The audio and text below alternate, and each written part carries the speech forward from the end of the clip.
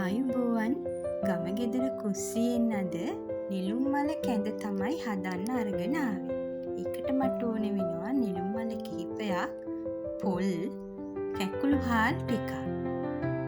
නිලුම් මල හොඳට සෝදලා අරන් තියෙන්නේ. ඒ වගේම තමයි කැකුළු හාල් ටික හොදලා අරගෙන අඹරලා එහෙම නැත්නම් වංගෙඩියේ කොටලා ටිකක් පුංචි කැබලි වලට කඩාගෙන ඒ වතුර ටිකත් එක්කම මම කැඳ හදන්න කැඳ ටික ලිපේ තියෙනවා. හාල් ටික සහ වතුර එකතු කරලා කැඳක් හදාගන්න මුලින්ම මම මේ ටික ලිපේ තියෙනවා. ඊට පස්සේ නිලුම් මල හොඳටම උඩ සුඹුල සුද්ධ කරලා පුංචි කෑලි වලට කපලා නැවතත් සෝදලා ගන්න. මේ සිදුරු වල කුණු කැබලි මඩ එහෙම තියෙනවා. හොඳට සෝදලා ගන්න.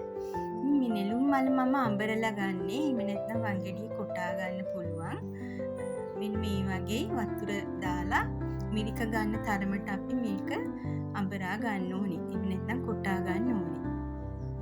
ඉතින් මේ ටික මේ රොඩු ඉවත් කරලා පෙරලා ඉස්ම ටික තමයි අපි කැඳට අරගන්නේ. මේ ඉස්ම වල පිටි ගතියක් යට තැම්පත් වෙනවා. මේ වතුර සේදු වතුර සහ ඒ පිටි ටික ඔක්කොම හොඳට කලවම් කරලා මේ තැම්බුණු කැඳ එකට එකතු කරලා ඒකත් හොඳින් හැඳි ගාමින් හොඳට උයා ගන්න ඕනේ. ඉතින් මේ කැඳ හොඳට උකුවට තැම්බෙනවා. නිලුම් මලවල තියෙනවා පිටි ගතියක්. ඒක අර සියුම් උක්කු වීමට දාන ද්‍රව්‍යයක් විදියට හොඳට මේ කැඳ උක්කු කරන ගුණාංගයක් තියෙනවා නිලුම් මල පිටිවල. බත් කැඳ වලට වැඩිය ගොඩක් පිටි ගතියක් එනවා.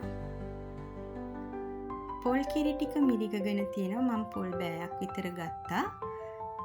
ඒ උක්කු පොල් කිරි ටික මේ කැඳට එකතු කරලා ඔයාලට අවශ්‍ය ප්‍රමාණයට ලුණුත් මේකට එකතු කරලා ලුණු සාමාන්‍යයෙන් තේ හැන්දක් වගේ එකතු කරලා හොඳට හැඳි ගාමින් පොල් කිරි ටිකත් හොඳට රත් වෙලා නටිනකන් මේක ටිකක් හැඳි ගාලා හැඳ එක ලිපෙන් බාන්න.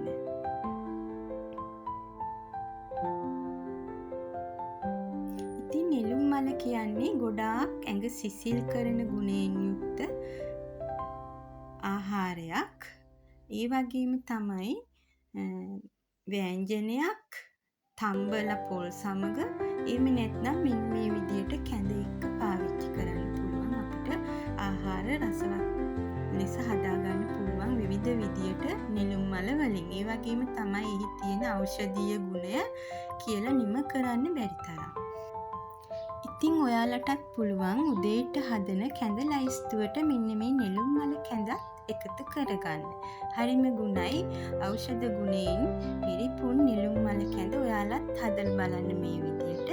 මගේ YouTube නාලිකාව subscribe කරේ නැත්නම් subscribe කරන්න අමතක කරන්න එපා.